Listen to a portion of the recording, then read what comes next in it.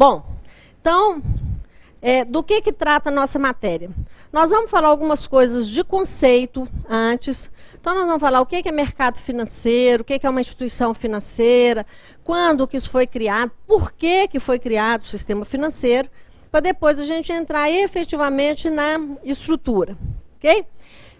Nós vamos falar as atribuições de cada categoria de instituição e depois, um pouco à frente, nós vamos retomar algumas atribuições do Banco Central para a gente detalhar a política monetária, fiscal e cambial.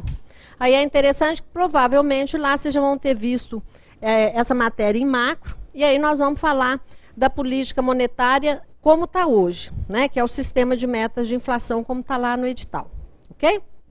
É muito comum a gente andar pelas ruas, qualquer lugar, e a gente vê as diversas instituições financeiras que nós temos.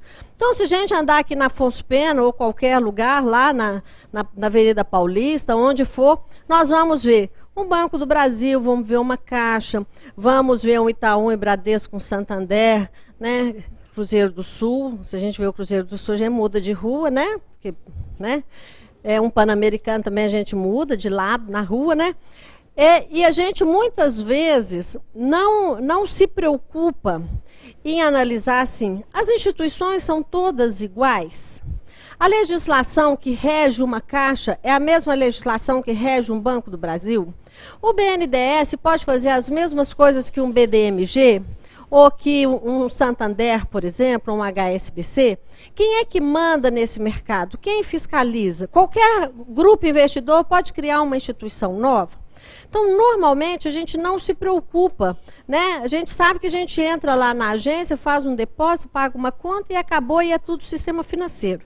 E nós vamos ver que tem muito mais caroço debaixo desse nosso angu. Porque hoje o nosso sistema financeiro ele é tão complexo que nós já estamos passando da hora de ter uma reforma do sistema financeiro. O nosso sistema financeiro ele é relativamente novo, porém ultrapassado num contexto como nós temos hoje, que é um contexto globalizado, um contexto de grande avanço, com muitos instrumentos financeiros e instituições financeiras diferentes em relação à época que ele foi criado, que foi lá em 1964. Nossa, mas criou o sistema financeiro em 64? No modelo que ele funciona hoje, sim. Ele foi estruturado, a legislação que rege o nosso sistema financeiro, que é essa lei 4595, que é de 1964. Nessa lei, a partir dessa lei, que nós tivemos a criação do Banco Central, do Conselho Monetário Nacional e a organização e o funcionamento do sistema financeiro. A gente poderia perguntar, não, mas não tinha mercado financeiro, não tinha sistema financeiro? Tinha, mas ele era muito mais simples do que nós temos hoje. Vamos voltar um pouco na história para a gente compreender a evolução desse processo e para ficar claro por que nós temos hoje essa configuração e por que essa configuração hoje já não atende mais às necessidades da nossa economia, ok? Se a gente voltar um pouco, vamos voltar lá na década de 30, né, um pouco antes da década de 30. Então, até o final da década de 20, nós tínhamos uma economia muito simples. Então, a origem das nossas receitas no Brasil eram basicamente do nosso processo de exportação, né? O Brasil era um país eminentemente agrário, né? Exportador. No modelo de monocultura, o que a gente exportava? Basicamente, o café, né? Então a gente exportava até um pouco de cacau, um pouco de fumo, mas o forte da nossa economia era o café. Então, a gente não tinha um processo de industrialização. Nada a gente produzia no Brasil, tudo a gente importava. Bom, imagine o seguinte, um país de dimensões continentais como é o Brasil, onde toda a economia gira em torno de um único produto para exportação, né, com o poder concentrado na mão desses grandes cafeicultores. Para que a gente precisaria de ter um sistema financeiro complexo? Não tinha necessidade. Então, nós precisávamos de instituições que atendessem a demanda, a necessidade desse grupo.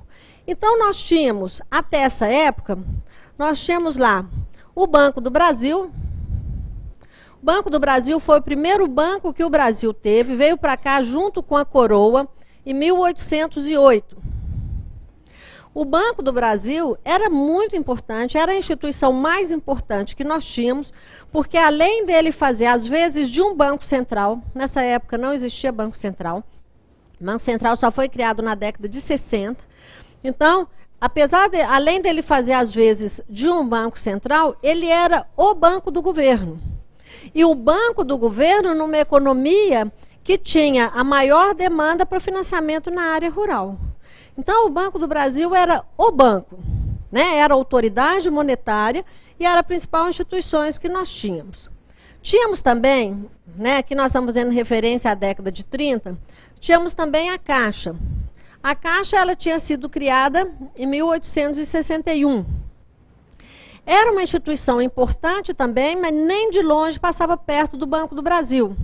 A Caixa tinha que não era uma referência no financiamento habitacional, até porque as pessoas moravam na roça, né, produzindo, então não tinha um problema habitacional.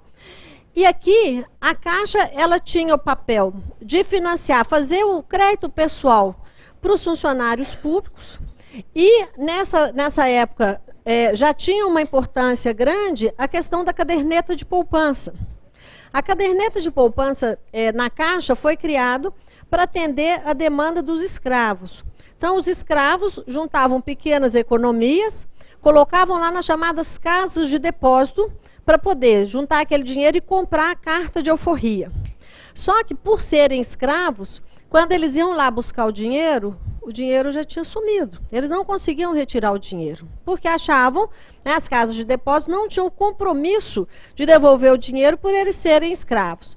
Então, a Caixa passou a criar, né, criou a caderneta de poupança exatamente para receber esse depósito dessa população de baixa renda, e isso aí ela tinha uma importância muito grande. Trabalhava também com penhor de joias, né?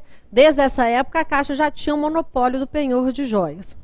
Bom, e nós tínhamos também alguns bancos de crédito agrícola, que tinham um papel importante, porque o que o Banco do Brasil não financiava, esses bancos financiavam o produtor, os produtores, né, na área rural. Aí tudo bem. Quando nós chegamos no final da década de 20, nós tivemos uma grande crise no mercado internacional, que foi a crise de 29. Foi muito falada recentemente, né? Quando nós tivemos essa crise agora de 2008, a mídia retomou essa história da crise de 29, que foi a crise lá, o crash da Bolsa de Nova York. Bom, apesar da crise ser em Nova York, como agora em 2008, isso afetou todos os mercados e muito duramente o Brasil. Por quê? Porque o maior comprador do nosso café eram os Estados Unidos. Imagina se você tem uma lista de necessidade de compras, né? E entre elas o café. E aí você está desempregado, porque com a crise de 29, o nível de desemprego nos Estados Unidos estava parecido com o nível de desemprego que nós temos hoje na Europa com essa crise. Então, 25%, 30% de desemprego. Na lista de prioridade, o café vai lá para o final, né? Então, nós tivemos uma queda muito grande das nossas exportações de café, e o grande problema é, se eu não vendo café, eu não recebo os dólares. Se eu não tenho dólares, eu não tenho como comprar os produtos importados, né, os produtos industrializados, que nós não produzíamos no Brasil. Bom, qual que era a alternativa? A alternativa seria, então, a gente começar um processo de industrialização. Fala, olha, a gente não tem indústria por uma questão de conveniência, né? A economia girava bem em torno do café. Agora, se a gente não consegue importar e não consegue vender o que a gente produz, então vamos fazer a nossa industrialização. E aí a diretriz era começar um processo de industrialização por substituição de importações. Ou seja, começaria substituindo aquilo que nós importávamos. Só que aí o Brasil começou a esbarrar numa série de limitadores. Primeiro, para a gente financiar, né, a industrialização, nós temos que ter infraestrutura. Então, nós não tínhamos portos, não tínhamos aeroportos, não tínhamos energia, não tínhamos siderurgia, parece até que é hoje, né? Continuamos não tendo, né? Mas lá a gente tinha menos ainda. Então, nós não tínhamos essa infraestrutura necessária para o processo de industrialização. A gente poderia falar, então, investe, né? O problema de investir é que para você investir, você precisa de recurso. A gente poderia pensar, mas então estava fácil, porque o recurso existia, ele estava no café. Se o café está em crise, então vamos tirar esse dinheiro do café e colocar na infraestrutura. Só que quem é em sã consciência do setor privado que vai investir em infraestrutura? Ninguém. Isso é um papel do Estado, né? Então põe o Estado para investir, mas o Estado para investir, ou ele vai investir com recurso próprio, ou ele vai investir com financiamento. O problema de investir com recurso próprio, né, vocês vão ver isso em macro, é que nós precisamos gastar um recurso que ele é captado, né, a origem dele é na tributação.